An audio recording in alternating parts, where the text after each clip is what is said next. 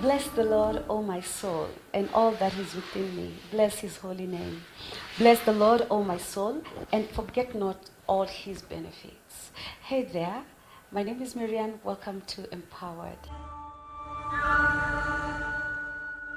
Today we're going to pick up from where we left last time, and we were speaking about free will and saying that God has given to us free will. And I believe that we need to get to a point where we exercise our free will, because it is God's will and purpose for us to exercise that. Now, in talking about free will, let us go back to the Garden of Eden, back to Genesis. God creates the beautiful garden, then he puts a tree in the middle of the garden. And he tells Adam and Eve, you can take of every tree that is in that garden, except for the tree that is in the middle of that garden. A lot of arguments have gone forth around this, and I have a lot of people who've said, I have heard a lot of people say, why did God have to put a tree, then tell man not to eat of the tree? Wasn't he tempting him? And in my journey and in my study, I've come to realize that God put that tree in the middle because, you see, the way God works, we are created in his image. Don't forget that. And after his likeness. And God does not force his way. He does not make you do things.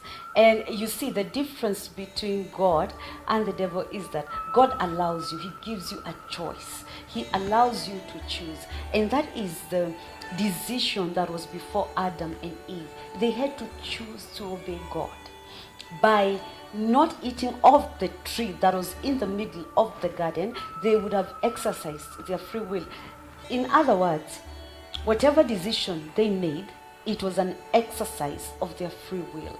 Now, go to Joshua. In the book of Joshua, God tells Joshua, make a decision. Who are you going to serve? Choose life. And he tells Joshua, listen, there are two paths. You can decide to choose life, go my way, walk in my path, or you can decide to walk in your own way. But then again he tells Joshua, but choose life, so that you may live, you and your children, you and your descendants.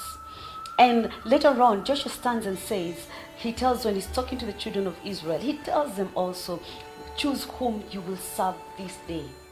And then he says, as for me and my house, we will serve the Lord. That is Joshua. Now let's move all the way to the New Testament, because what I'm trying to do is take you through a journey on free will and what God has given to us and what has been given to you as an individual. And when you look at the book of John, we read that the last time in John chapter 1, that to those that believed in him, those who believed in his name, he gave them power to become the children of God. What does that mean? It's not automatic that when you're born on this earth that you've become a child of God. You need to make the choice to choose life, to choose Jesus Christ. That is an exercise of your free will.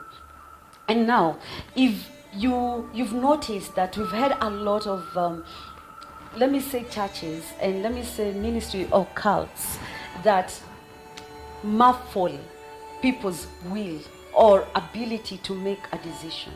For you to know that where you are is not the correct place for you, just ask yourself, am I allowed to make a decision? Can I think through something and decide that this is good for me, this is not good for me?